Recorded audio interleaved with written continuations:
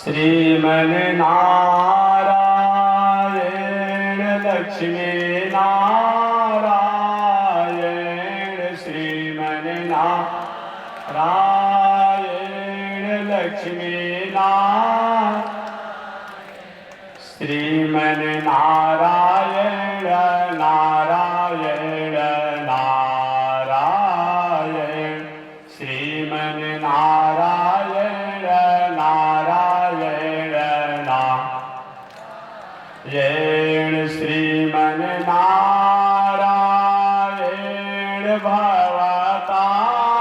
भवतारायण श्रीमन्नारायण भवतार लक्ष्मी नारायण नारायण नारायण लक्ष्मी नारायण नारायण आग लगी आकाश में बरसन लगे अंगारों के लगी आकाश में बरसन लगे अंगार संत नहीं होते जग में तो जग मरता संसार हो संतन होते जग में तो जग मरता संसार श्रीमन्नारायण नारायण नारायण लक्ष्मी नारायण नारायण नारायण तने देखी रघुनाथ जी हमारे ओरिया तने देखी रघुनाथ जी हमारे ओरिया तने ताकी रघुनाथ जी हमारे ओरिया तने ताकी रघुनाथ जी हमारे बगसर में आके रवा तड़का के मरनी बगसर में आके रवा तड़का के मर गौतम नारी अहिल्या के तरनी गौतम नारी अहिल्या तन देखी रघुनाथ जी हमारी ओरिया तन देखी रघुनाथ जी हमारी ओरिया श्रीमन्नारायण नारायण नारायण श्रीमन्नारायण नारायण नारायण बोलिए श्री लक्ष्मी नारायण भगवान की।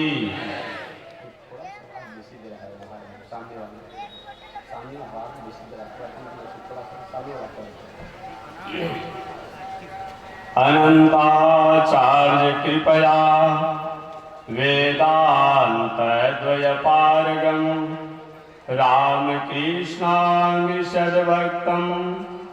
विश्वक्सेन मुनिं भजे कासायं यज्ञसूत्रं शुचिवपुषि तथा चोर्ध्वपुण्ड्रं च भाले यस्यास्ते दक्षस्ते कलिकुमति गिरीन्द्रेन्द्रवज्रं त्रिदण्डं संसाराग्नि प्रशान्त्यै मृतजलममलं दारुपात्रं पवित्रं श्रीविश्वक्सेन सूर्य पदकमलयुगं श्रीयसे संश्रयामि लक्ष्मीनाथ समारंभां नाथयामुनिमध्यमाम् अस्मदाचार्य पर्यन्तां वन्दे गुरु परम्परां नारायणाय विद्महे वासुदेवाय धीमहि तन्नो विष्णु प्रचोदयात् महालक्ष्म्यै च विद्महे विष्णुपत्न्यै च धीमहि तन्नो लक्ष्मी प्रचोदयात् तन्नो लक्ष्मी प्रचोदयात् परमाराध्य श्री लक्ष्मी नारायण भगवान प्रातः स्मरणीय पूज्य आचार्य श्री के जुगल चरणों में कोटिशः नमन एवं भगवत भागवत आचार्य कैंकर्य पारायण मंगल। अभी आप सिद्धाश्रम बक्सर बिहार से चलकर आए हुए जगत गुरु रामानुजाचार्य स्वामी अयोध्यानाथ स्वामी जी महाराज द्वारा आपने प्रवचन को सुना। ठीक बहुत कथा व्यास है, समय अधिक लगा कहने में, और भी प्रयागराज वृंदावन हरिद्वार से चलकर आए हुए आप कथा सुनाए लोग, आपने श्रवण किया। चलिए मैं अपनी बातों को अल्प समय में आपके सामने निवेदन करूं। मेरा विषय मानवीय जीवन का मतलब ही होता है कथा। मानव जीवन से कथा को अलग हटा दिया गया तो मानव जीवन का कोई परिचय नहीं रहता है। इसी पावन कथा को समय समय से कभी देवर्षि नारद जी व्यास जी को, कभी व्यास जी अपने पुत्र लाडले सुखदेव जी को, कभी सूत जी महाराज 88,000 संतों की पावन सानिध्य में भागवत कथा को सुनाया। कथा हमारी जीवन की वह स्थिति है जिस स्थिति को प्राप्त होने के बाद जिससे हम अपनी तन्मयता को प्राप्त कर लेते हैं, जिस कथा से अपने दिल दिमाग मन बुद्धि को रुझान कर लेते हैं, हमें संसार में रह करके भी संसार में जीने के तरीका को सहजता और सुलभता से प्राप्त करते हैं। संसार में जीने के लिए सब लोग जी रहे हैं, लेकिन हम जीते जी भी मर रहे हैं। इस संसार में दो प्रकार के लोग होते हैं। एक व्यक्ति संसार में जीते जी मरता है, एक व्यक्ति संसार में जीते जी जीता है। इसका मतलब अगर हमने कथा शास्त्र संस्कृति से अपने जीवन को कहीं संबंध नहीं जोड़ा तो हम संसार में जीते जी मरे हुए हैं। अगर हमने शास्त्र संस्कृति कथा से अगर अपने जीवन को जोड़ लिया तो हम जीते जी जीने के सही अधिकारी हैं। श्री सुखदेव जी महाराज ने राजा परीक्षित से यही तो कहा। राजा परीक्षित ने पूछा था, ऋषिवर इस व्यक्ति ने अपने मरने की कोई तैयारी नहीं किया, मरना निश्चित हो, क्या क्या चाहिए? केवल ये राजा परीक्षित की बात नहीं है, हम सब लोग की बात है। हम सब लोग इस संसार में आए हैं, इस संसार का नाम ही है मृत्यु लोक। कोई जीने के लिए आया ही नहीं है, ये बात जान लो। कोई जीने के लिए आया ही नहीं है, सब यहां मरने के लिए ही आए हैं। ऐसे इस मृत्युलोक में भी अपने जीवन को मंगल किया जा सकता है। हम मरने के बाद इस मृत्युलोक से आत्मा को आत्म कल्याण करने का क्या उपाय है? श्री सुखदेव जी महाराज ने कहा, परीक्षित वरीयान ते प्रश्न, आपका प्रश्न जो है वरीयान है, वरिष्ठ है, श्रेष्ठ है, उत्तम है, क्योंकि लोक हित, आपने लोक के हित में बात किया है। जो भी प्रश्न लोक हित में होता है वह प्रश्न अच्छा होता है। समाज हित में जो भी कार्य होता है वह देखने में थोड़ी सी, सुनने में थोड़ी सी प्रतीत होती हो कि अच्छी नहीं है, परंतु लोक हित होने के कारण, समाज हित होने के कारण वह प्रशस्त माना जाता है। लोक हित सुखदेव जी महाराज ने कहा, परीक्षित इसीलिए मैंने लोक हित की बात किया कि आपके द्वारा जो प्रश्न किया गया, क्योंकि आपने पूरे समाज की तरफ से आपने प्रश्न किया। ये कथा मानव जीवन के उलझे हुए ग्रंथियों को सुलझाने का काम करता है। तो चलिए मैं संक्षिप्त में कथा तो हुई रही है, मैं संक्षिप्त में परिचय देते हुए भागवत कथा में आगे बढ़ जाता हूं। आज से 6000 वर्ष पहले महर्षि वेदव्यास जी महाराज इस धराधाम पर प्रकट हुए।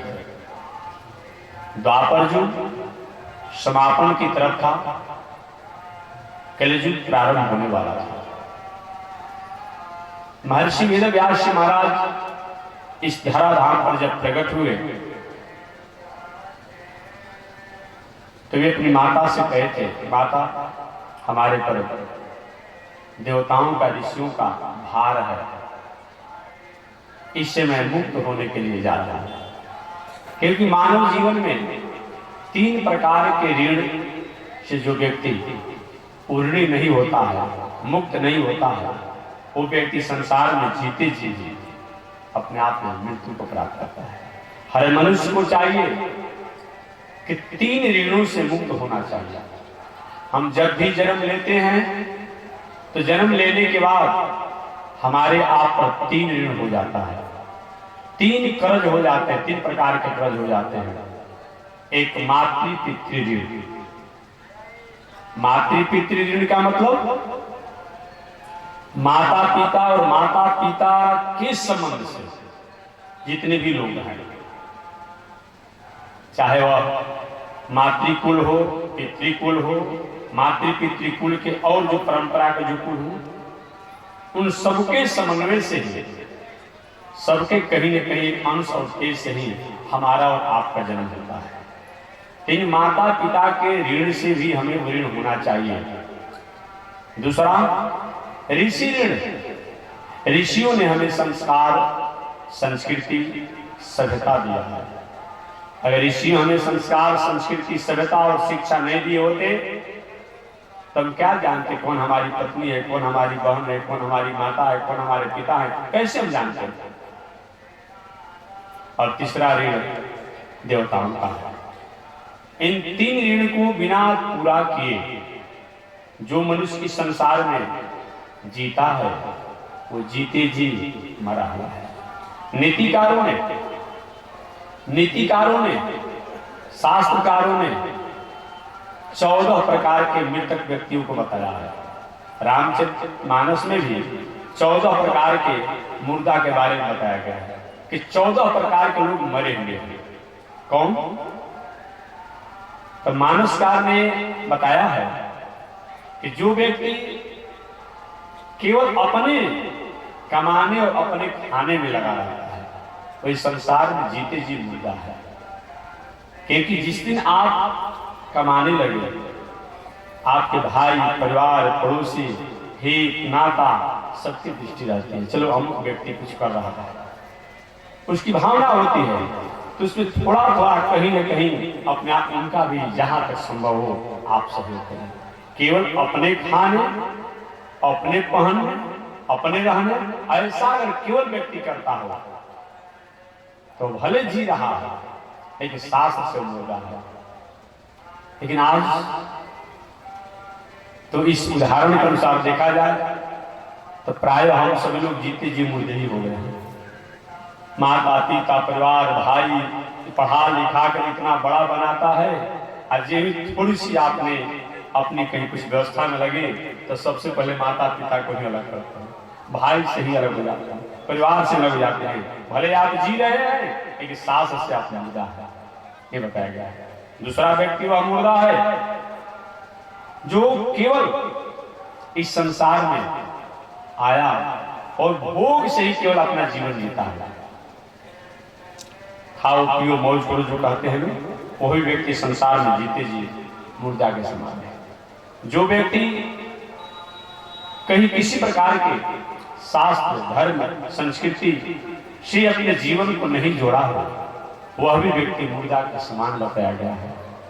जो व्यक्ति रोगी अवस्था से जीवन जी रहा हो, हाथ पर पड़ा हुआ हो, भले जी रहा हो लेकिन जीते जी वह मुर्दा के समान है। जो व्यक्ति कहीं बहुत बड़ा महाभियोग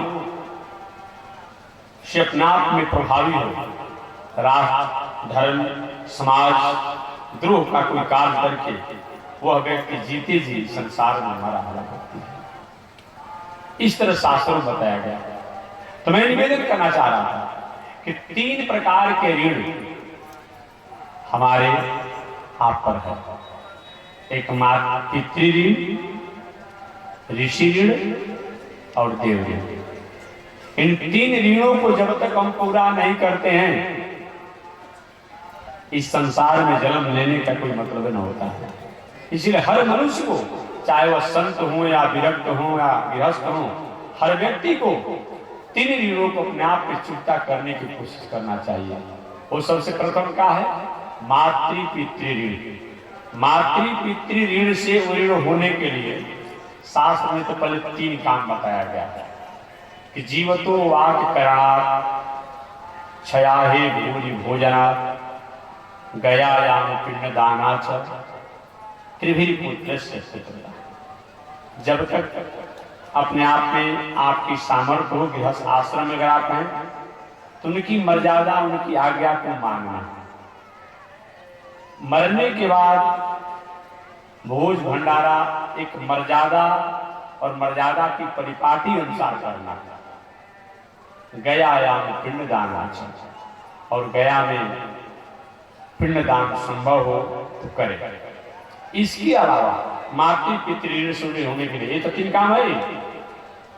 बताया गया गृहस्थ आश्रम में विवाह करके और सुंदर पत्नी को प्राप्त करके, सुंदर संतान को प्रकट करके और उसको सुंदर संस्कार जब तक हम नहीं देते हैं तब तक मातृ पितृ ऋण से ऋण नहीं। गृहस्थ होता है। केवल विवाह हो जाना ये बात नहीं, सुंदर संस्कार और मर्यादा पूर्ण विवाह होना, विवाह होने के बाद सुंदर संतान को जन्म देना और संतान को जन्म देने के बाद उसको सुंदर संस्कार देना। एक जब तक गृहस्थ आश्रम में नहीं होता है तब तक हम पितृ मातृ ऋण से ऋण नहीं होते, ये बताया गया। दूसरा ऋषियों का ऋण। ऋषियों का ऋण भी हमारे ऊपर है। इन्होंने शिक्षा, संस्कार और ज्ञान दिया।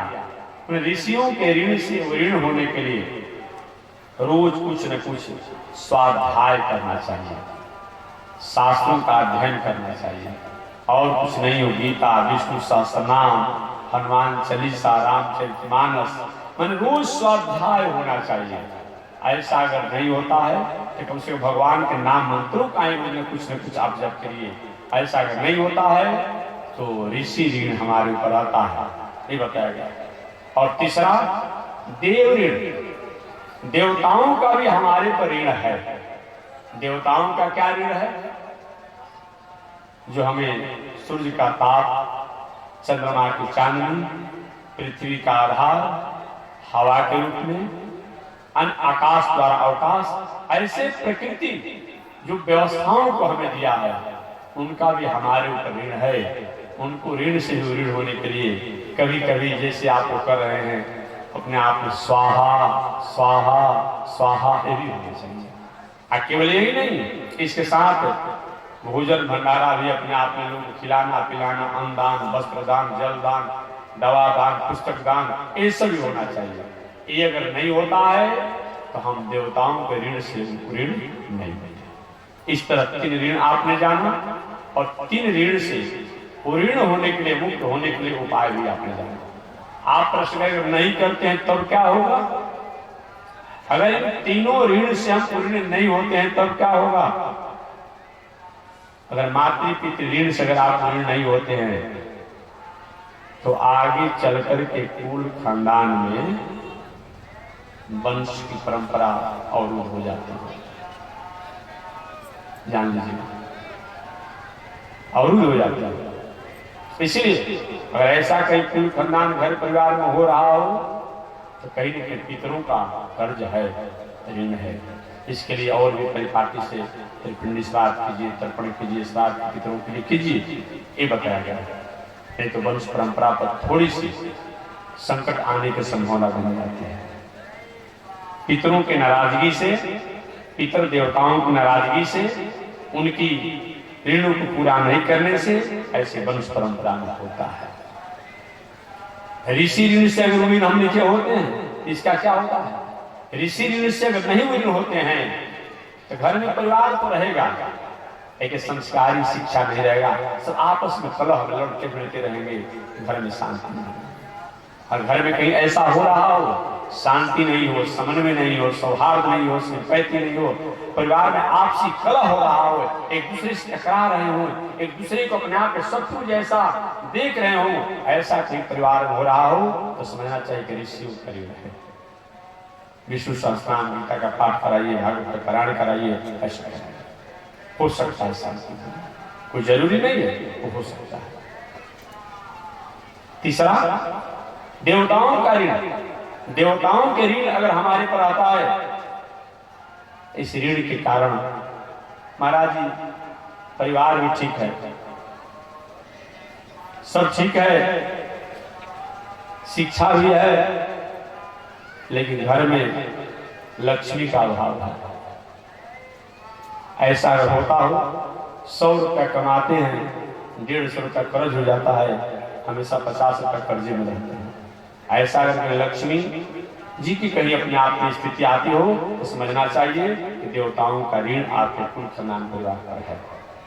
इसके लिए आप और कुछ नहीं हो रहा है, ठीक है, जब आपके पास धन नहीं है तो कहाँ से जग करेंगे भाई? तो कम से कम धन नहीं है जग करने के लिए, दान करने के लिए, रोज कम से कम परिवार के लोग अगर वैदिक मंत्र के अधिकारी हो तो ठीक है, और नहीं वैदिक मंत्र के अधिकारी हो तो कम से कम श्रीयै नमः, श्रीयै नमः किसी का जप करें। लक्ष्मी जी की कृपा होती है, भगवान श्रीमन नारायण की कृपा होती है। अगर संभव हो तो कहीं अपने आप में बताया गया है, आप श्री सूक्त पढ़े भी होंगे या सुनते भी होंगे कि ओम जह शुचि प्रेतो भूत्वा जुहियादाज मनहु श्रियः पंचदशर्चन श्री काम सततम जपेत। ओम जह शुचि प्रेतो भूत्वा, पवित्र होकर के बाद ध्यान दीजिएगा, ओम जह शुचि प्रेतो भूत्वा, केवल पूजा पाठ जगदान करना एक बहुत बड़ा परिचय नहीं है।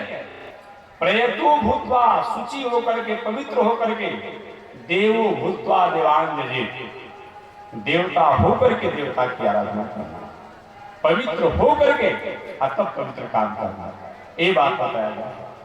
तुम जसुचि प्रेतो भूत्वा जुहिया राजमनम श्रियः पंचदशर्चन च, या तो हवन करे, लेकिन हवन करने का घी कहाँ से मिलेगा? इतना महंगा घी हो गया है, तिल हो गया है, कहाँ से होगा जी? ऋषि लोग ज्ञान कहते हैं कि कलयुग में वस्तु बहुत महंगा हो जाएगा, कहाँ से होगा? तो श्री काम सततम जपे, जपित मैंने पठे पाठ करिए। इसमें तो पैसा नहीं लगता है ना, इसमें कहाँ पैसा लगेगा? सुबह सुबह जाकर स्नान करके अपने आप में कम से कम लक्ष्मी जी को ध्यान करके श्रीयै नमः, श्रीयै नमः इतना तो कम से कम 15 बार जप कीजिए, तो हवन करने का जो फल होगा, जप करने का जो फल होगा, ये फल प्राप्त होगा। इन 3 ऋणों से वो ऋण होने के उपाय है, इस पर बताया गया है। महर्षि वेदव्यास महाराज ने विचार किया कि तीनों ऋण से ऋण तो हमें होना ही होगा, क्योंकि मैं संसार में आया हूं, ये हमें ऋण होना होगा। इसके लिए व्यास जी महाराज ने सबसे पहले तो ऋषि ऋण से ऋण होने के लिए उन्होंने शास्त्रों को पढ़ा, शास्त्रों को अध्ययन किया, और अध्ययन करके पुनः वेद की रचना की। वेद पहले भी थे, कहने और सुनने के रूप में थे। तो कभी कभी कुछ महापुरुषों द्वारा ऐसी प्रश्न हुआ करती है कि महाराज व्यास जी से पहले कोई वेद था नहीं। इस बातों को आप बिल्कुल अपने आप ऐसा मत करिए, व्यास जी से पहले भी वेद था, याद रखिएगा। वेद कब से है? जब से सृष्टि है, हमेशा में करता है। सृष्टि कब से है? 50,000 करोड़ वर्ष पहले की सृष्टि है। ये हमारी सनातन परंपरा है। कितना?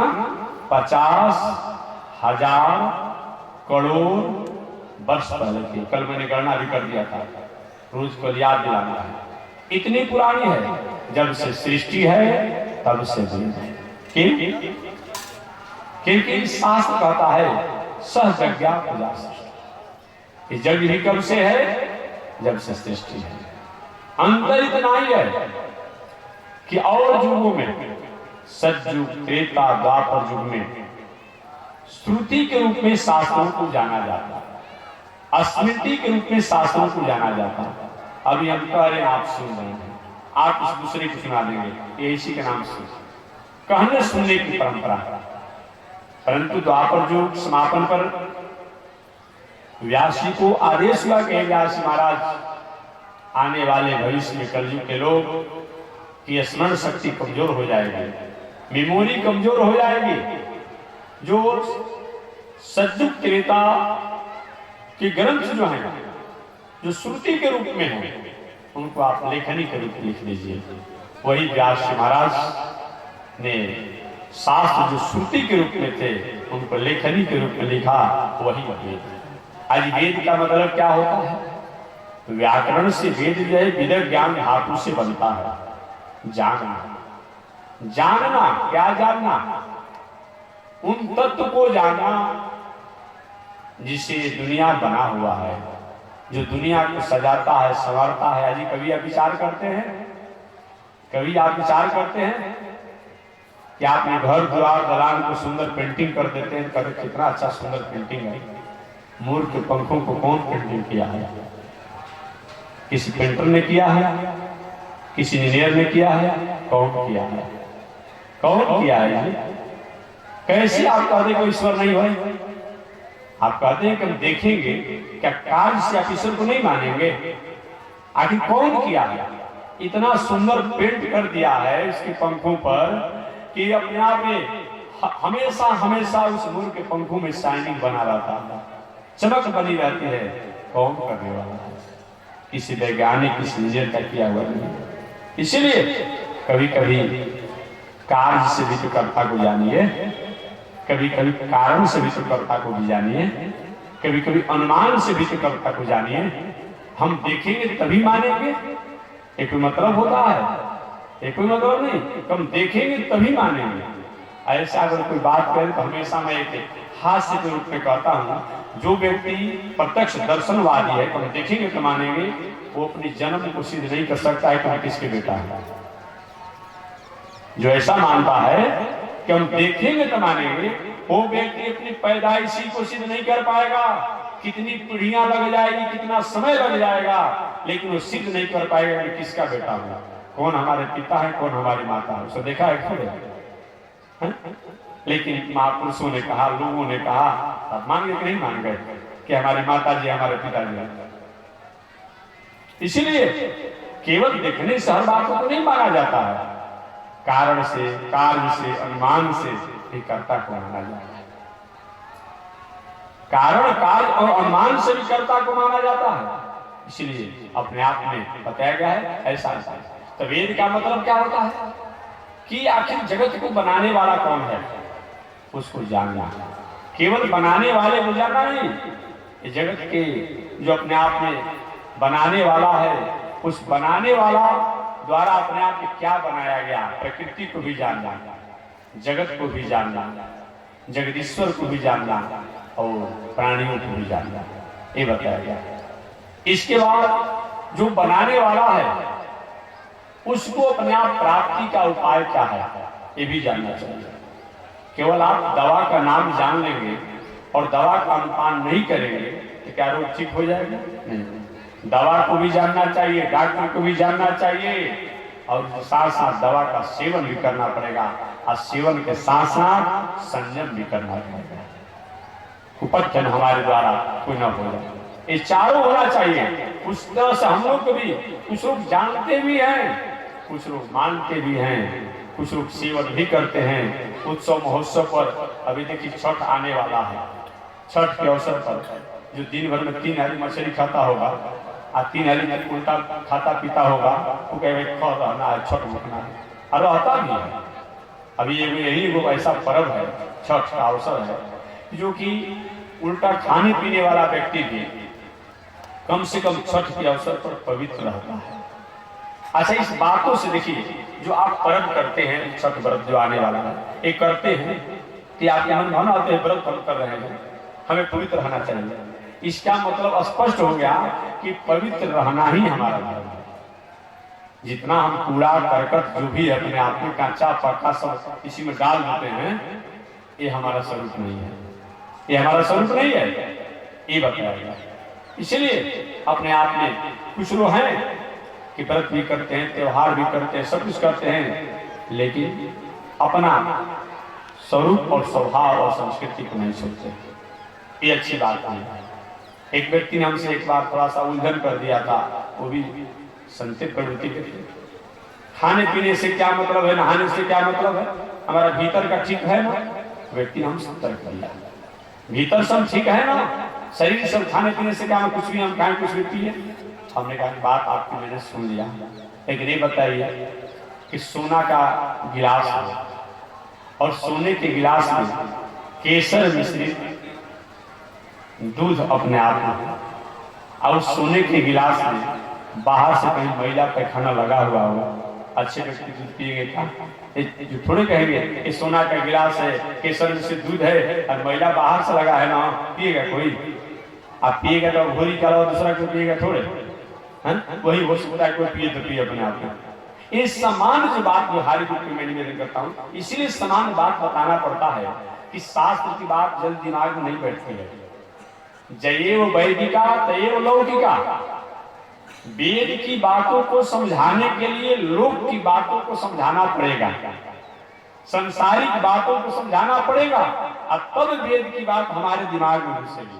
तो मैंने आपसे निवेदन किया कि अपने आप में केसर मिश्रित दूध हो और सोना का गिलास हो, वो भी कीमती होता है अपने आप में। और कहीं सोने के गिलास में बाहर से कहीं पैखाना मैला लगा हो तो उसका दूध पिएगा? नहीं पिएगा, नहीं पिएगा अपने आप में। तो भला यहाँ एक कैसे होगा? इसलिए भगवान ने कहा निर्मल मन सो मोहि भावा, निर्मल होना चाहिए। इसलिए तो वैदिक मंत्रों में कहा जाता है ओम अपवित्र पवित्रो वा सर्वावस्थांग कपिवा जस्मरेत पुंडरीकाक्षम सवाह अभ्यंतरशुचि। बाहर भी पवित्र होना चाहिए और भीतर भी पवित्र होना चाहिए, ये बताया गया। महर्षि वेदव्यास महाराज ने देवताओं और ऋषियों की प्रार्थना पर जो पहले शास्त्र श्रुति के रूप में थे, उन्होंने वेद की रचना की। वेद, और उस वेद में एक वेद की रचना हुई, ऋग्वेद। ऋग्वेद की रचना हुई। ऋषियों ने प्रार्थना पुनः किया व्यास जी से, व्यास जी आपने 1 लाख श्लोक से संपन्न वेदों की रचना तो कर दिया, लेकिन लोगों के पास समय कहाँ रहेगा? महाराज इसको और छोटा छोटा भागों में करिए। वही व्यास महाराज ने उस वेद को 4 भागों में विभाजन किया, ऋग्वेद, यजुर्वेद, सामवेद। व्यास जी को शांति नहीं मिली। व्यास जी ने वेदों का ही परिशुद्धिकरण, विशुद्धिकरण, रिफाइनीकरण उपनिषद की रचना की। उपनिषद माने जिन तत्वों को पहचानने और जानने के बाद, जिन तत्वों के अनुभव होने के बाद उन परमात्मा तक हम पहुंचने के, उन परमात्मा को समझने के हम अधिकारी होते हैं, उस ग्रंथ का नाम है उपनिषद। उप माने पास में, नि माने निश्चित रूप में, सद माने पहुंचाने वाला। इसी का नाम क्या है? उपनिषद। उपनिषद की रचना आगे चल करके व्यास महाराज पुनः वेद और उपनिषद के सरलीकरण के रूप में महाभारत ग्रंथों की रचना की। महाभारत में दूसरा कुछ नहीं है, वेद और उपनिषद का सरलीकरण है, सहजीकरण है। जो व्यक्ति को दही अपने आप में सुपाच्य नहीं है, जिस व्यक्ति को दूध सुपाच्य नहीं है, उसको अपने आप में तक माथा दिया जाता है। ये भाई वही बात है जो वेद और उपनिषद के उपयुक्त अधिकारी नहीं हैं, ऐसे लोगों के लिए महाभारत बताया गया है। जिस महाभारत में विष्णु सहस्त्रनाम जैसा अमूल्य रत्न है। हर एक कार्य में विष्णु सहस्त्रनाम का पाठ करने को बताया गया है। इस महाभारत में श्रीमद् भगवत गीता जैसा अमूल्य रत्न है, जिसको पाठ करने को बताया गया है। इसीलिए अपने आप में देहात की परंपरा है कि लोग कहते हैं महाभारत नहीं पढ़ना चाहिए। वो तो भाई आपका मौलिक विचार हो सकता है, लेकिन ऐसी बात नहीं है कि महाभारत नहीं पढ़ना चाहिए। कहाँ है भाई? अब तो झगड़ा हो जाएगा। कहाँ लिखा है? कहाँ लिखा है? अगर महाभारत को सही माने में पढ़ा जाए तो घर परिवार समाज में जो भी झगड़ा विवाद है वो हमेशा के लिए शांत हो जाएगा। ये बताया गया, क्योंकि जिस महाभारत में विष्णु सहस्त्रनाम, पांडव गीता, हंस गीता, हंस गीता, भिक्षु गीता, ऐसे भला आपने कहते हैं महाभारत नहीं पढ़ना चाहिए। व्यास जी ने महाभारत ग्रंथों की रचना की। आगे व्यास जी को प्रेरणा हुई, उन्होंने 16 पुराणों की रचना की और 17वें पुराण को भी अपने आप उन्हीं के द्वारा माना जाता है। यानी शास्त्र में तो निवेदन किया गया है कि विष्णु पुराण उनके पिताजी द्वारा जो रचना किया गया था उसको लेखनी के रूप में व्यास महाराज ने विष्णु पुराण को सबसे पहले लिखा। इसका मतलब विष्णु पुराण पहले वाचिक रूप में, वाणी के रूप में पराशर ऋषि ने उसको अनुकथन कर दिया था, उसको गायन कर दिया था, उसको कहा था। उसको सुन करके व्यास महाराज ने प्रथम पुराण के रूप में विष्णु पुराण की रचना की। विष्णु पुराण पहले के थे लेकिन उसको लेखनी के रूप में, और उसी विष्णु पुराण की छाया में, भाव में और 16 पुराणों की रचना हो। इस तरीका से 17 पुराण व्यास महाराज ने रचना की। फिर भी मन में शांति नहीं रही। देखिए कितना सुंदर आप घर द्वार दलान मकान गाड़ी घोड़ा कपड़ा लता रखे हैं, बहुत खासियत नहीं है। अच्छी मकान, अच्छी गाड़ी, अच्छे वस्त्र, अच्छे दलान, अच्छी प्रतिष्ठा होने के बाद भी मन में कहीं शांति नहीं हो तो समझिए कि कहीं न कहीं हमारे और हमारे लोगों द्वारा कहीं त्रुटि हुई है। ऐसा अनुभव करने की चीज है, ये केवल कथा नहीं है कि सुंदर मकान भवन बनने के बाद भी अगर उस भवन में चैन से शांति से नींद नहीं लगती है, कहीं न कहीं इस भवन बनाने का तरीका जो है हमें ठीक नहीं अपनाया है।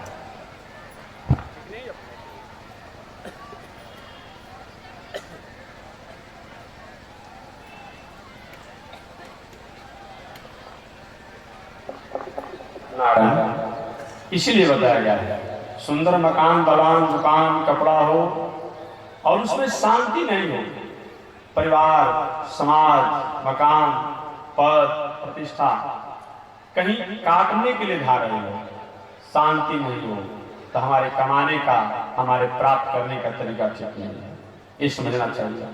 इसलिए व्यास महाराज द्वारा वेदों की रचना हुई, उपनिषद की रचना हुई, महाभारत इतिहास की रचना हुई, 17 पुराणों की रचना हुई, तभी मन में शांति नहीं है। व्यास से क्या करे? मैंने तो अपने जीवन में कभी कोई ऐसा कार्य किया नहीं, अपने जीवन को सर्वस्व को मैंने शास्त्र ग्रंथों में लगा दिया, फिर भी मन में शांति नहीं है।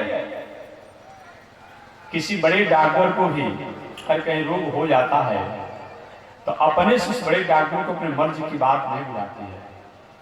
कोई बहुत बड़ा डॉक्टर अनुभवी हो और उसको कोई रोग हो जाए, अपने से पता नहीं चलता है कि रोग क्यों हुआ और क्या करना चाहिए, किसी दूसरे डॉक्टर से सलाह लेना चाहिए। व्यास सब अनुभवी संत हैं, ऋषि हैं, रिसर्चर हैं, आविष्कारक हैं, फिर व्यास जी के मन में शांति नहीं है, शांति नहीं है व्यास जी को। एक दिन व्यास महाराज खीन उदास अपने आश्रम पर बैठे थे। अब क्या करें, क्या मतलब होता है जीने का, जीने से क्या लेना देना, ऐसा जी करके हम क्या करेंगे। और एक दिन तो यहां तक आ गए व्यास महाराज कि मर जाते तो अच्छा। देखिए एक बात मैं निवेदन करूंगा आपसे, कभी भी किसी भी परिस्थिति में, विषम परिस्थिति में भी, आप कितना भी घर में विषम परिस्थिति आ जाए, कभी सुसाइड मत करिए। बहुत से लोगों को सुना जाता है, देखा जाता है कि कष्ट को सहन नहीं कर पाते हैं और सुसाइड हो जाते हैं, पंखे से लग करके, विष खा करके, जल में डूब करके, फांसी लगा करके। ऐसा कभी नहीं किया जाए। अगर कहीं सुसाइड होकर के इस तरीका से कोई व्यक्ति मरता है कि यहाँ तो 50-100 वर्षों तक जीकर ही कष्ट प्राप्त करना है, उन जोनियों को प्राप्त होने के बाद बहुत दिनों तक भटकना पड़ता है। कभी हालांकि कभी आप लोगों ने सुना होगा, पढ़ा भी होगा, कथा भी आएगी जिनका इत्यादि पे, वो पानी के पास में रहेगा लेकिन पानी बिना तड़पते रहेगा, नहीं होता। वृक्ष की छाया में रहेगा फिर भी तड़पते रहेगा, ऐसा कभी नहीं होना चाहिए। व्यास जी महाराज का अचानक मन में आया, हम चले जाते तो अच्छा होता, क्या जिक्र करेंगे, जीने से क्या मतलब है अपने आप में।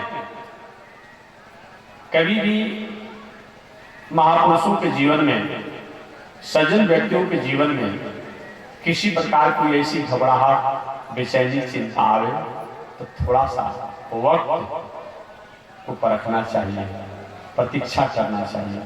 निश्चित रूप से कहीं न कहीं समाधान होगा, समाधान होगा। व्यास जी महाराज के मन में मरने की इच्छा तो नहीं, जी कर क्या करेंगे। इतने ग्रंथों को मैंने लिखा, फिर भी मन में खिलता है, मर जाते तो अच्छा होता।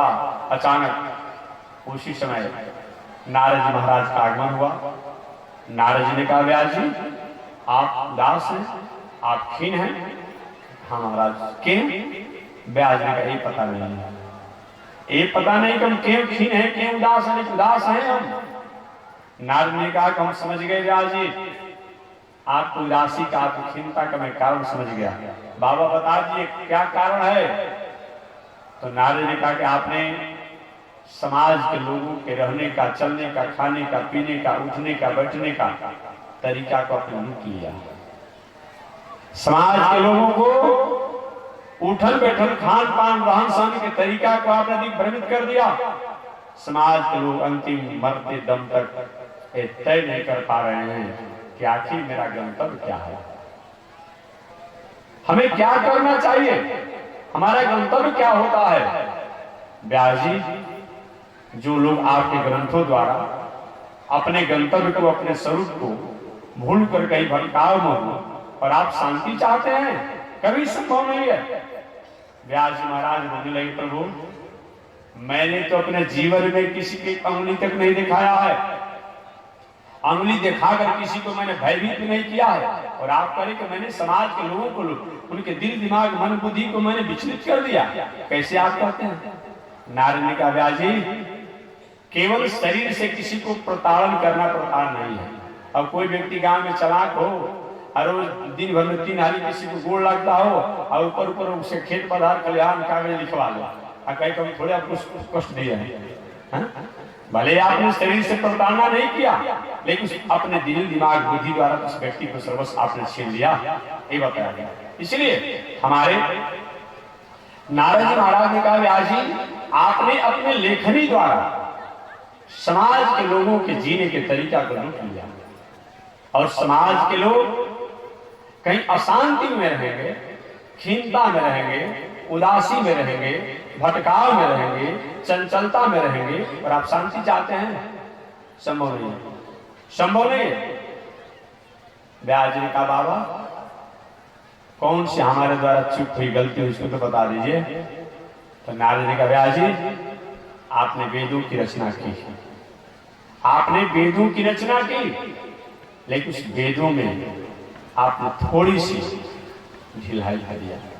कहीं कहीं आपने अश्वमेध यज्ञ, सुमेध यज्ञ, निर्मेध यज्ञ, सोम यज्ञ, ऐसे यज्ञों का वर्णन करके कुछ भटके हुए लोगों के मनोबल को आपने बढ़ा दिया। वे लोग आप ही के वेदों का प्रमाण दे करके और कहीं तामसी कहीं राजसी वस्तुओं द्वारा कहीं जजन पूजन करना शुरू कर दिए, इसमें कहीं न कहीं दोष आपकी है। आप अपने ग्रंथों में ऐसे नहीं लिखे होते तो काश वेद और शास्त्रों का एक प्रमाण देकर जो गलत मार्गों में भटकने की जो तैयारी में लगे हुए लोग हैं, चाहे भटक रहे हैं, उनको ऐसा मौका नहीं मिला। आपने काम किया। इतना ही नहीं, कहीं कहीं तो आपने वेदों के वाक्यों को, वेदों के मंत्रों के आपने लिख तो दिया, लेकिन उसकी परिव्याख्या नहीं लिखा। और कहीं उसकी कहीं व्याख्या के रूप में कहीं कुछ संकेत कर दिए होते टिप्पणी के रूप में, इसका ये अर्थ होगा। काश इस समाज के लोग, एक ही समाज, एक ही देश, एक ही दुनिया, एक ही पृथ्वी, आखिर 4 लाख इस समय पंथ चल रहा है पूरे विश्व में। 4 लाख रोज 1-2 नए पंथ भर रहे हैं। एक किसकी दिन है? व्यास का दिन है। लिख दिए होते खबरदार, कहीं भटकने की आवश्यकता नहीं है, यही एक मार्ग है। काश ऐसा मौका नहीं मिलता। लेकिन व्यास जी ने, कभी को होता है घर में सदस्य कहीं गलत मार्गों की भटकाव की तरफ होता है और वहां कहीं थोड़ी चुप साथ दिया जाए मालिक द्वारा, मनुष्य व्यक्ति को गलत मार्ग करने का एक तरह से संरक्षण देना ही होता है। वो रोका नहीं, डांटा नहीं, तो संरक्षण हो जाता है। व्यास जी अगर ग्रंथों में कहीं लिख दिए होते, आज वेद के नाम पर, शास्त्र के नाम पर ऐसा भटकाव नहीं होता। आगे हमारे नारद जी महाराज का व्यास जी इतना ही नहीं, आपने महाभारत ग्रंथों की रचना की। उस महाभारत ग्रंथों में आपने अपने परिवार के लोगों को जितना आपने गौरवान्वित किया, उतना महाभारत में आपने भगवान के गौरवान्वित नहीं किया। आपने अपने परिवार के वंशजों के वीर की बखान करते हुए कहा है कि शल्य ग्राह पेण वहनी कर्णेन वेला कुला सो तृणाकुल पांडवैरण नदी कैवर्त कहते हैं। महाभारत संग्राम में आपने कहा कि महाभारत संग्राम जो था, इतना बड़ा संग्राम था कि शल्य ग्राह के पेड़ वहनी, उस महाभारत संग्राम में शल्य जो था वो ग्राह का काम करने वाला था।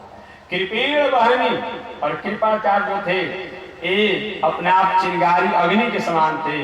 कर्णेन वेलाकुला, और कर्ण जो था एक अत्यधिक जलाशय में बहुत बड़ा मगर का काम करने वाला।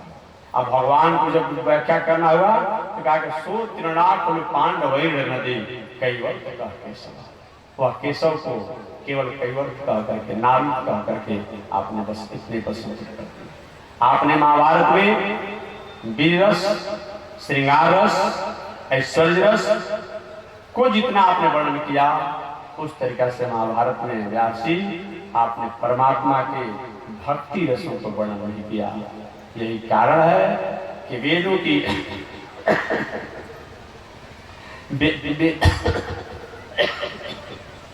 वेदों की रचना करने के बाद भी, उपनिषद की रचना करने के बाद भी, महाभारत की रचना करने के बाद भी आपके मन में शांति नहीं मिली। आपने अलग अलग पुराणों की रचना किया व्यास जी, नारद जी कहते हैं आपने अलग अलग पुराणों की रचना किया व्यास जी, उसमें भी आपने समाज के लोगों को बांट दिया। आपने शिव पुराण में बता दिया कि शंकर जी से कोई बड़ा नहीं है। ब्रह्म वैवर्त पुराण में आपने बता दिया कि ब्रह्मा से कोई बड़ा नहीं है।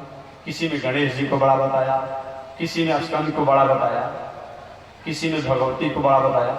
बड़ा तो एक ही आदमी होता है। लेकिन जितने आपने ग्रंथों को लिखा, पुराणों को, उसमें अलग अलग, कहीं आप लोग देवी भागवत पढ़ते होंगे या दुर्गा सप्तशती पढ़ते होंगे, उसको पढ़िए। और कहीं बहुत बड़ा रितंभरा बुद्धि न हो तो व्यक्ति भटक जाता है, कहता है कि देवी जी से कोई बड़ा है ही नहीं, सब अपने आप में प्रकट हुए हैं। कहता है आज कुछ लोग ऐसे हैं इनके दिमाग में ऐसा बैठा हुआ है कि भगवती अपने आप में सृष्टि करती है।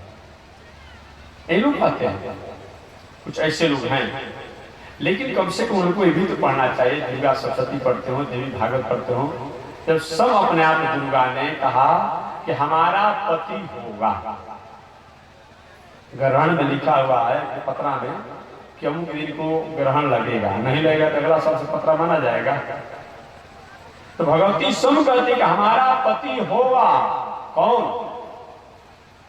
जो संग्राम में हमसे युद्ध करके हमसे विजय प्राप्त करेगा। कहाँ भगवती की बात मानते हैं? या तो भगवती की बात झूठा हो जाएगा। वो कहती कि हमारा पति होगा, अगर नहीं हुआ तो फिर क्या? इसे दूसरी बात पढ़ते आप कि नारायणी नमस्ते, नारायणी नमस्ते, नारायणी नमस्ते कितना बार आया है ये। अब नारायणी में क्या होगा? अगर अपने आप में विवाह नहीं हो तो फिर नारायणी का निकाला। अगर भगवती का विवाह नहीं हुआ फिर नारायणी कैसे कहलाएगा? इसलिए पढ़िए, शास्त्रों को अपना पढ़िए। व्यास जी महाराज श्री नारद जी ने कहा कि नारद दास जी, आपने अपने ग्रंथों में अलग अलग पुराणों में अलग अलग देवतांतर की आपने परिव्याख्या किया। समाज के लोग उथल पुथल में हो गए। क्या कि परम तत्व क्या है, सर्वश्रेष्ठ कौन है, इसी में लोग विभ्रमित हो गए। मरने का अंतिम समय आ जा रहा है, लेकिन तय नहीं हो पाता है कि हम किसकी पूजा करें किसकी छोड़ें, नहीं हो पाता है। आपके भी मन में हमेशा एक प्रश्न होगा, महाराज किसकी पूजा करनी चाहिए किसको छोड़नी चाहिए? तो हम अंतिम दर्शन आपसे निवेदन करेंगे। जो भी वैदिक सनातन परंपरा के हैं, आदर सम्मान सत्कार सबको करो। एक लोटा शंकर जी को जल चढ़ा दीजिए ना, छठ के अवसर पर सूर्य नारायण को अपना जल दे दीजिए ना, भगवती को भी नवरात्रि इत्यादि जो करना शुरू करिए, हनुमान जी को गणेश जी को मानिए वैदिक परंपरा में, लेकिन सबसे प्रेम करिए, निष्ठा एक में रखिए, यही अंतिम। प्रेम सबसे करे, निष्ठा एक में रखिए। प्रेम सबसे करे, समर्पण एक में करे, यही परतत्व है, यही परतत्व है। समर्पण और निष्ठा एक में। जैसे पतिव्रता नारी, पतिव्रता नारी देवर ससुर भसुर नौकर चाकर एबीसीडी जो भी होते हैं, सबको मान सम्मान सत्कार जथा जो जैसा है, किसी को खिलाना, किसी को प्रणाम करना, किसी को कुछ करना, किसी को कुछ करना, सब करती है। लेकिन इस कर्ण कलेवर को तो अपने पति के लिए ही समर्पण है। ऐसा करती है नारी, वही पतिव्रता है। पतिव्रता का मतलब ये नहीं होता है कि पति को तो सुबह शाम अपने आप ओम जय पति देवा, ओम जय पति देवा, और कहीं ससुर भसुर देवर आए तो डंडा लेकर लाठी लेकर दौड़ जा मारने के लिए कि हम पतिव्रता हैं अपने आप में। नहीं, ऐसी पतिव्रता का मतलब नहीं है। पतिव्रता का मतलब देवर हो, ससुर हो, भसुर हो, सबको हम आदर सत्कार सम्मान करें, लेकिन अपना कर्म करेवर जो है, ये शरीर जो है, ये बुद्धि जो है, ये चित्त जो है, ये विवेक जो है, ये पति के प्रति समर्पित होना चाहिए। उन ससुर उन इत्यादि के द्वारा ही पति मिले हुए हैं और पति के कारण इन से हमारा संबंध है, और तो उनका भी हमें आदर करना है। आदर सबका करें, समर्पण एक में रखें, प्रेम सबसे करें, निष्ठा एक में करें। रामचरितमानस में आपने पढ़ा होगा, सीता जी जब पूजन करने के लिए गई है तो क्या कहा? गिरिजा पूजन जननी पठाए। अब पूजन करने कहां जा रही है? गिरिजा की। सीता जी पूजन करने कहां जा रही है? गिरिजा की। गिरिजा की पूजा किया। अब पूजन करके जब चलने लगी सीता जी तो मांगा क्या? मोर मनोरथ जान हमी के। हे गिरिजे, मेरा मनोरथ क्या है आप जानती हो। अर्थात मेरा मनोरथ, भले मैं आपकी पूजा कर रही हूं, अब समझिए, पूजा किया जा रहा है भगवती की, पूजा किया जा रहा है गिरिजा की, अब मांगा क्या जा रहा है परमात्मा। यही प्रेम सबसे करें, निष्ठा एक में करें, सेवा जथा जो सबके करें, समर्पण एक में करिए। यही है, यही है। ये अगर नहीं होता है तो सही माने में हमने शास्त्रों को नहीं जाना। ये बताया तो हमारे नारद जी महाराज ने कहा, व्यासी आपने वेद उपनिषद इतिहास पुराणों की रचना तो किया, लेकिन आपने पुराणों में अलग अलग देवतांतर की बातों को बता करके समाज के लोगों को रहने के तरीका को आपने छीन लिया। व्यास जी के बाबा, गलती हो गई, ऐसी मेरी भावना नहीं थी, ऐसी मेरी इच्छा नहीं थी, लेकिन मेरे द्वारा ये सुन करके जान करके लोग दिग्भ्रमित हो गए। ये हम संसार के लोग अल्टरनेट वैकल्पिक व्यवस्था पर हमेशा ध्यान देते हैं। अभी कुछ लोग होते हैं, महाराज जी अच्छा ये बताइए कि वैष्णव तो बनने के होती है बात, लेकिन वैष्णव बनकर के क्या प्याज लहसुन खा सकते हैं? अरे भाई नहीं कहने पर आपने परमिट ले लिया, कह देने पर क्या होगा? सब के सब कहे स्वामी जी कहे इसमें कोई दोष नहीं है, बिना कहे तो सब परमिशन अपने से ले रहा है। इसलिए हमारे दुनिया के लोग वैकल्पिक व्यवस्था, हम नहीं खाएंगे से क्या बिगड़ जाएगा जी बताइए? नहीं खाएंगे तो क्या बिगड़, इतना सस्ता है, हरा सब्जी से भी महंगा हो गया है, बताइए ना, इतना सस्ता हो गया है, नहीं खाएंगे तो क्या बिगड़ जाने वाला है भाई? कहाँ हम लोग खाते हैं बताइए ना? इसीलिए अभी तो मैं उत्तर प्रदेश में था ही, उधर जाना भी है, वहां मैंने एक बहुत बड़ा दोष देखा। वहां अभी मैंने देखा कि वहां श्राद्ध के भी अवसर पर, विवाह की तो बात छोड़ दीजिए, हालांकि विवाह पूजा पाठ श्राद्ध किसी भी अवसर पर, सार्वजनिक और सामूहिक अवसर पर कोई भी अपवित्र भोजन नहीं बनाना चाहिए। क्योंकि उस दिन चाहे विवाह हो, जनेऊ हो, श्राद्ध हो या कोई भी उत्सव महोत्सव जो मनाते हैं, उस अवसर पर सभी देवता सभी पितरों की आस बनी रहती है कि चलो कम से कम आयोजन कर रहा है तो मैं सूक्ष्म रूप से इसके यहाँ मैं ग्रहण करूंगा। और उस समय भले आप देखे या न देखें, और आपके द्वारा आपके आयोजन में कहीं अपवित्र भोजन बनता है, अशुद्ध भोजन बनता है, पितर नाराज होकर के उदास होकर के चले जाते हैं और उसका परिणाम उस कुल खानदान को पड़ता है। ऐसा मत किया जाए, ऐसा होता हो इस पर थोड़ा संयम और विचार किया जाए। यही नहीं मैंने देखा अभी वाराणसी क्षेत्र में श्राद्ध के अवसर पर, उसमें श्राद्ध कितना पवित्र चीज होता है, उस श्राद्ध के अवसर पर वहां के लोगों को मैंने देखा कि सब्जी इत्यादि में प्याज और लहसुन, हमने देखा एक जगह कि इतना ढेरी प्याज का इतना लहसुन का गांजा हुआ था, कपार छिलवाए हुए थे। तो हमने कहा भाई ये महाराज जी सब्जी में डाला जाएगा, क्यों? अरे श्राद्ध देवत्व के भावना से होता है कि महाराज अगर नहीं डाला जाएगा तो जो पाने वाले हैं सब्जी में या भंडारा में स्वाद नहीं। ऐसा कहीं भी होता होगा, इस पर नहीं होना चाहिए। एक पितरों को अपने आप अर्पण किया जाता है, पितरों को श्राद्ध के अवसर पर जो भोज भंडारा होता है समर्पण किया जाता है। ऐसा होता होगा, न हो ये अच्छा है, और करने वाला अपना भाई और उसकी सूझबूझ उसकी बुद्धि, ऐसा नहीं होना चाहिए। तो हमारे दुनिया के लोग वैकल्पिक व्यवस्था पर बहुत विचार करते हैं। इसलिए व्यास जी महाराज ने कहा कि मेरा तो उद्देश्य यही था बाबा नारद जी, मैंने जिस ग्रंथों में कहीं देवतांतर की कोई बात लिख भी दिया है, तो मेरा उद्देश्य यही था कि जो लोग कहीं मार्ग से हटे हुए हैं, भटके हुए हैं, उनको कहेंगे चलो भैया ठीक है, तुम अपने आप पहले नारायण को नहीं जानते हो, विष्णु को नहीं जानना चाहते हो, भगवती को जानो, शंकर जी को जानो, गणेश जी को जानो, हनुमान जी को जानो। और जब वो जान जाएगा और तब उससे कहेंगे देखो इनके जानने का मतलब है कि इनको मानो, उन परमात्मा को मानो। लेकिन दुनिया के लोगों ने क्या क्या वैकल्पिक व्यवस्था कर दिया। एक हास्य की कथा सुनाकर वाणी पर विश्राम दूंगा, क्योंकि ठीक हमें 5 बजे तक बोलना है, क्योंकि दूर दराज के लोगों को जाना है।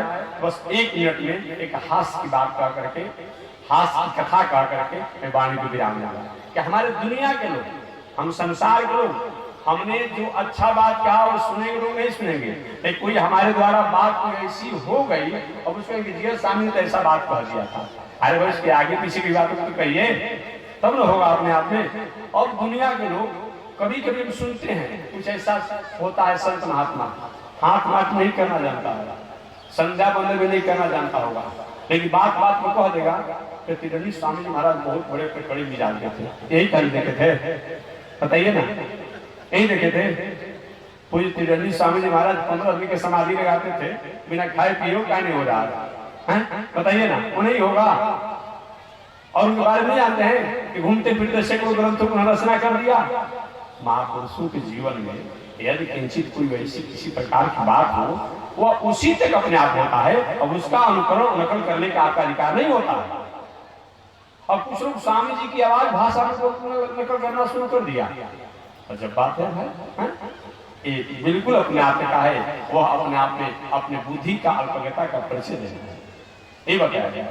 महापुरुषों की वह स्थिति, वह कड़ियां, वह स्टेटस उन्हीं के साथ रहेगा।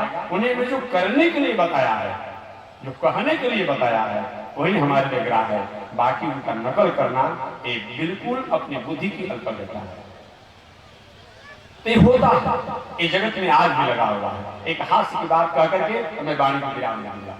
एक बार इसी तरह से जैसे व्यास महाराज ने कहा कि मेरा विचार तो नहीं थी, मेरी भावना तो नहीं थी कि मेरे ही ग्रंथों द्वारा लोग पढ़ करके और नास्तिक हो जाएं, गलत मार्ग में भटकाव पर जाएं।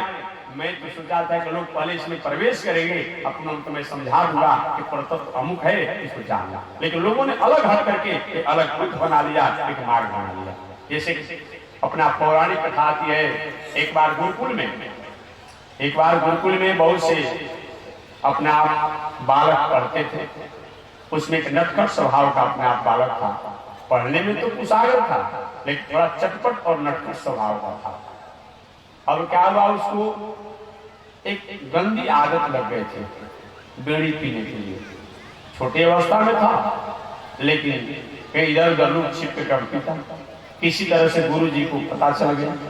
गुरु जी का देखो भाई, तुम सारे विद्यार्थी को अपना बिगाड़ दोगे, ऐसी बात ठीक नहीं है। गुरु जी क्या करना चाहता तो छोड़ना, लेकिन छूट नहीं पाती है, मैं चाहता तो छोड़ देना, लेकिन छूट नहीं पाती है। गुरु जी ने क्या सुना, एक उपाय में बता रहा हूं। क्या गुरु जी, तो कम से कम इतना तुम काम करो कि सोमवार, मंगल, बुध, बृहस्पति, शुक्र, शनिचर 6 दिन मत पिए, और रविवार को अपने आप पी लेना। इतना काम करो, रविवार को पी लेना। गुरु जी तो ये सोचे थे कि जो लगातार 7 दिन पीता है और एक दिना में 7 बार पीता है, तो कम से कम रविवार का दिना एक बार पीकर काम चला लेगा। आज जब 6 दिन छूट जाएगा, एक दिन जब बचेगा, तो भाई इसको भी छोड़ दो। उद्देश्य था। और क्या किया, इतना नटखट स्वभाव के था कि अपने आप में जब रविवार आने वाला होता तो शनिचर से ही अपना घोषणा शुरू करता कि भाई रविवार को बीड़ी पीने में दोष नहीं लगता है। कहाँ लिखा है भाई? अब गुरु जी कहे। और क्या, जितने विद्यार्थी सबको उसने बिगाड़ दिया। गुरु जी यही मैंने थोड़ा तुमसे कहा था, मेरा तो उद्देश्य था कम से कम एक दिन तुम बीड़ी पी के करेगा, उसको मैं छुड़ा दूंगा। यही दुनिया के लोगों को भी हाल है। कहीं किसी किताबों में, ग्रंथों में कोई ऐसी चटपट बात पढ़ने को आ गई, मैंने किताब में लिखा हुआ है, अरे भाई उसके आगे पीछे उसका और भी तो समझिए अपने आप में, तब तो अपने आप अनुकरण करना चाहिए। व्यास महाराज ने कहा, हे नारद जी, मेरा एक उद्देश्य नहीं था। मेरा उद्देश्य था कि अलग अलग पुराणों के आराध्य देवी देवताओं के माध्यम से जो समाज के लोग भटकाव की तरफ हैं, उनको पहले आकर्षित करना, और जब आकर्षित हो जाएंगे तब उनको एक तत्व में लगा देना था। लेकिन मेरे ही ग्रंथों द्वारा मेरे पढ़कर के लोग अलग अलग मार्गाधिकारी हो गए, यही गलती है। व्यास जी का क्या होना चाहिए? नारद जी को प्रायश्चित करने के लिए। प्रायश्चित माने क्या होता है? बिजनेस, व्यापार, नौकरी के अवसर पर, विवाह शादी के अवसर पर थोड़ा सा ऊंच नीच बोला गया, हैं? आगे पीछे बोला गया तो विवाह के या तो तिलक के अवसर पर या विवाह के अवसर पर सत्यनारायण की कथा सुन लीजिए। झूठ बोला गया है तो सत्यनारायण की कथा सुन लीजिए। यही परिहार है, यही मार्जन है, यही प्रायश्चित है। लेकिन प्रायश्चित का मतलब ये नहीं कि हम नियम बना लीजिए रोज कि अपने सुबह से शाम तक झूठ बोलेंगे और रात में सत्यनारायण कथा सुनेंगे। ये बात नहीं, ये प्रायश्चित का मतलब नहीं होता है। हमारे नारद जी महाराज ने कहा कि आपके ग्रंथों द्वारा समाज के लोगों की भटकाव हुई है, चंचलता हुई है। अतः व्यास जी आप एक ऐसे ग्रंथों की रचना करें जिन ग्रंथों को पढ़ करके समाज के लोग का दिल दिमाग मन बुद्धि एकाग्र हो जाए, शांत हो जाए। व्यास जी ने कहा प्रभु अब उम्र ढल चुकी है, स्मरण शक्ति कमजोर हो गई है, शरीर में झुर्रियां पड़ गई है, मेरे बस की बात नहीं है। नारद ने कहा व्यास जी पुरुषार्थी व्यक्ति जो होता है जब तक श्वास रहता है तब तक पुरुषार्थ का त्याग नहीं करता है। आप अच्छे कर्म को शुरू कीजिए और सहयोगी लोग मिल जाएंगे परमात्मा की कृपा से। तो आज इसी के साथ मैं अपने वाणी को विराम दे रहा हूं। कल व्यास जी और नारद जी में क्या संवाद होती है शेष चर्चा अगले दिन। एक बार भगवान का नाम ले। श्रीमन्नारायण नारायण नारायण श्रीमन्नारायण नारायण लक्ष्मी नारायण नारायण लक्ष्मी नारायण नारायण। बोलिए श्री लक्ष्मी नारायण भगवान की। हरि ओम। शांति ही शांति ही शांति। आप 1 मिनट के लिए बैठे रहें, आरती कर लेते हैं तो धीरे से आप निकल जाएंगे। बस 1 मिनट।